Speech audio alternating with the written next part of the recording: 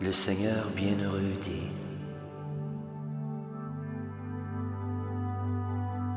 bien que tu tiennes de savants discours, tu t'affliges sans raison. Ni les vivants, ni les morts, le sage ne les pleure.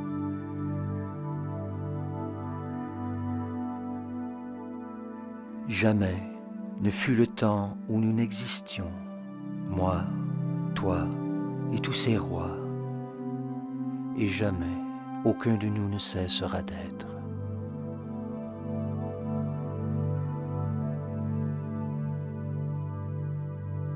Éphémères, joies et peines, comme étés et hivers vont et viennent, ô fils de Kunti.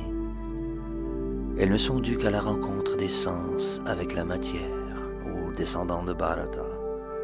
Il faut apprendre à les tolérer sans en être affecté. Ô meilleur des hommes, celui qui n'affecte ni les joies ni les peines, qui en toutes circonstances demeure serein et résolu. Celui-là est digne de la libération. Les maîtres de la vérité ont conclu à l'éternité du réel et à l'impermanence de l'illusoire, et ce, après avoir étudié leur nature respective. Sache que ne peut être anéanti ce qui pénètre le corps tout entier. Nul ne peut détruire l'âme impérissable. L'âme est indestructible, éternelle et sans mesure. Seuls les corps matériels qu'elle emprunte sont sujets à la destruction. Fort de ce savoir aux descendants de Bharata, engage le combat. Ignorant celui qui croit que l'âme peut tuer ou être tuée, le sage, lui, sait bien qu'elle ne tue ni ne meurt. L'âme ne connaît ni la naissance ni la mort. Vivante, elle ne cessera jamais d'être. Non née, immortelle, originelle, éternelle, elle n'eut jamais de commencement et jamais n'aura de fin. Elle ne meurt pas avec le corps. Comment, ô Partha, celui qui sait l'âme non née, immuable, éternelle et indestructible, pourrait-il tuer ou faire tuer? À l'instant de la mort, l'âme revêt un corps nouveau, l'ancien devenu inutile. De même qu'on se défait de vêtements usés pour en revêtir de neufs. Aucune arme ne peut fendre l'âme, ni le feu la brûler. L'eau ne peut la mouiller, ni le vent la dessécher. L'âme est indivisible et insoluble. Le feu ne l'atteint pas, elle ne peut être desséchée. Elle est immortelle et éternelle, omniprésente, inaltérable et fixe. Il est dit de l'âme qu'elle est invisible, inconcevable et immuable. Là, sachant cela, tu ne devrais pas te lamenter sur le corps.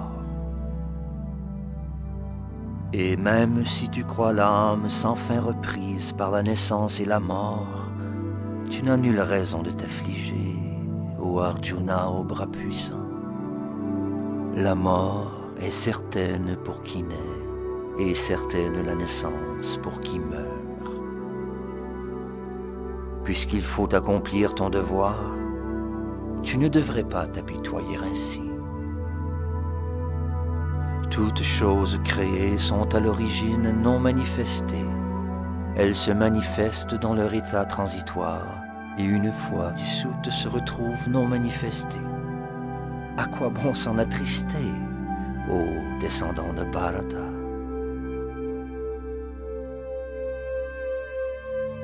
Combat par devoir, sans compter tes joies ni tes peines, la perte ni le gain, la victoire ni la défaite. Ainsi, jamais tu n'encourras le péché.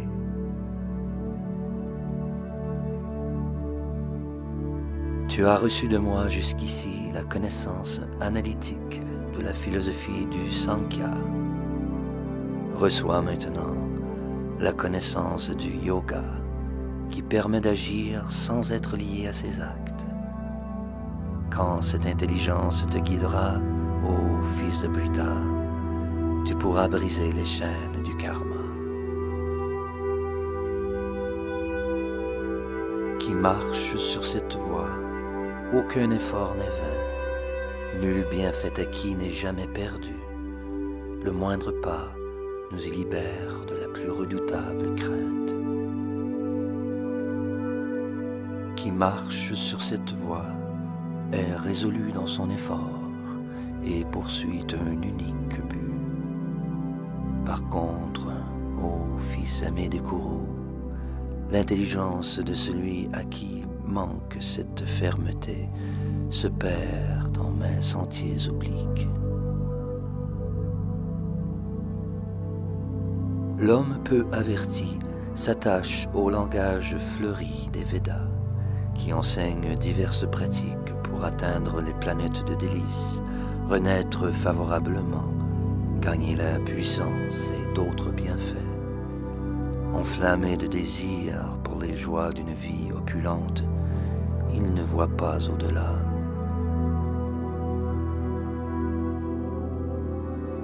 Trop attaché au plaisir des sens, à la richesse et à la gloire, égaré par ses désirs, nul ne connaît jamais la ferme volonté de servir le Seigneur suprême avec amour et dévotion.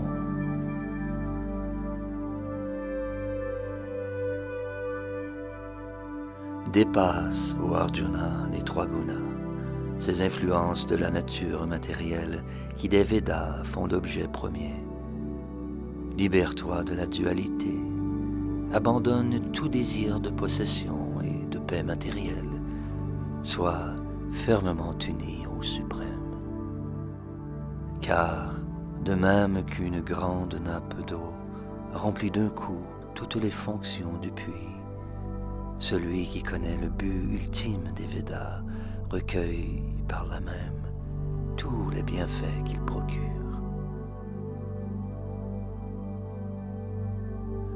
Tu as le droit de remplir les devoirs qui t'échoient, mais pas de jouir du fruit de tes actes.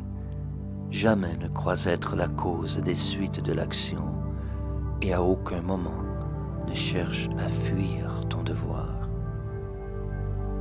Sois ferme dans le yoga, ô Arjuna.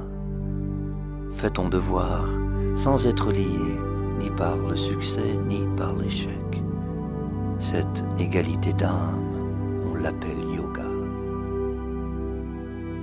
Libère-toi, ô Dhananjaya, de tout acte matériel par le service de dévotion. Absorbe-toi en lui. Avare ceux qui aspirent aux fruits de leurs actes. Le service de dévotion peut, dans cette vie, libérer qui s'y engage des suites de l'action, bonnes ou mauvaises. Efforce-toi donc, ô Arjuna, d'atteindre à l'art d'agir, ô yoga.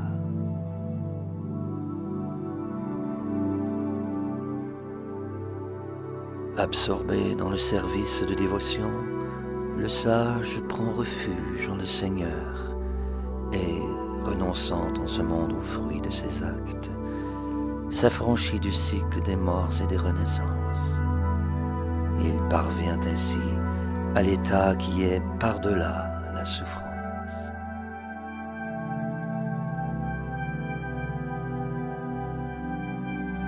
Quand ton intelligence aura traversé la forêt touffue de l'illusion, tout ce que tu as entendu, tout ce que tu pourrais encore entendre, te sera indifférent.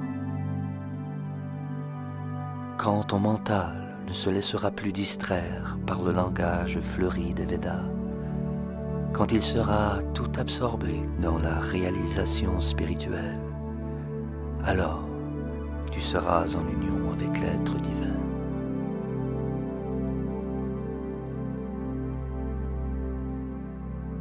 Quand un homme, au partage, s'affranchit des milliers de désirs matériels créés par son mental, quand il se satisfait dans son vrai moi, c'est qu'il a pleinement conscience de son identité spirituelle. Celui que les trois formes de souffrance ici-bas n'affectent plus, que les joies de la vie n'enivrent plus, qu'ont quitté l'attachement, la crainte et la colère, celui-là est tenu pour un sage à l'esprit ferme. Celui qui, libre de tout lien, ne se réjouit pas plus dans le bonheur, qu'il ne s'afflige du malheur, celui-là est fermement établi dans la connaissance absolue. Celui qui, tel une tortue qui rétracte ses membres au fond de sa carapace, peut détacher de leurs objets l'essence, celui-là possède le vrai savoir.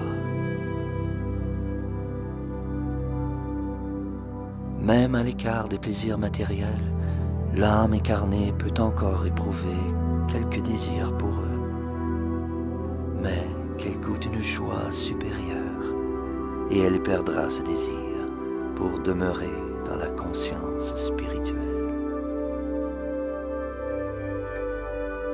Forts et impétueux sont les sens, ô Arjuna. Ils ravissent même le mental de l'homme de sagesse qui veut les maîtriser. Qui restreint ses sens et s'absorbe en moi, prouve certes une intelligence sûre. En contemplant les objets des sens, l'homme s'attache, d'où naît la convoitise, et de la convoitise, la colère. La colère appelle l'illusion, et l'illusion entraîne l'égarement de la mémoire.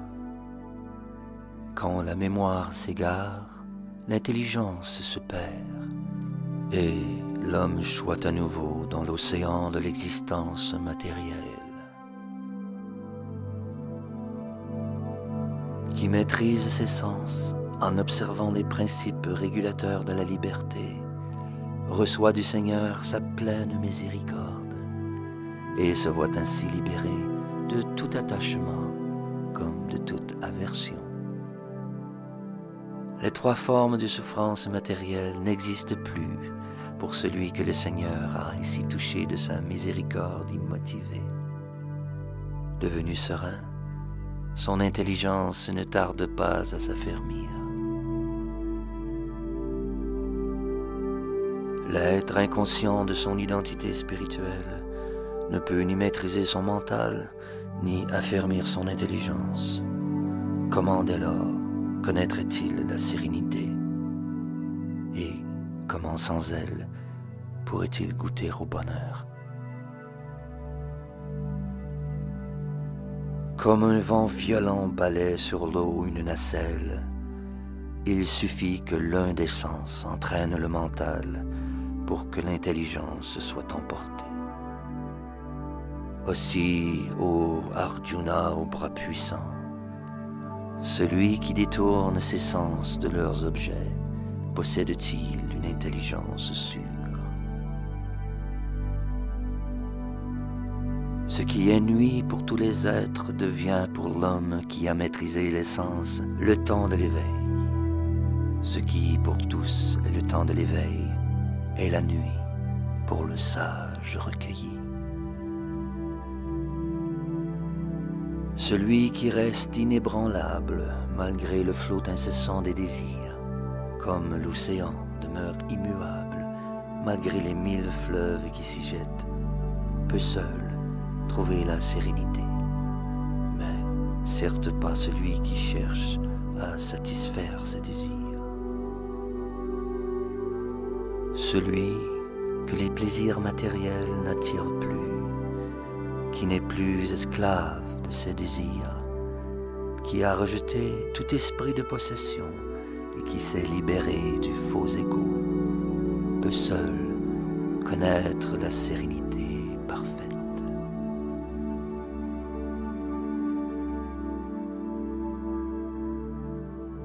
Tels sont les modes de la spiritualité, ô fils de Brita, qui s'y établit, fût-ce à l'instant de la mort, sort de sa confusion et le royaume de Dieu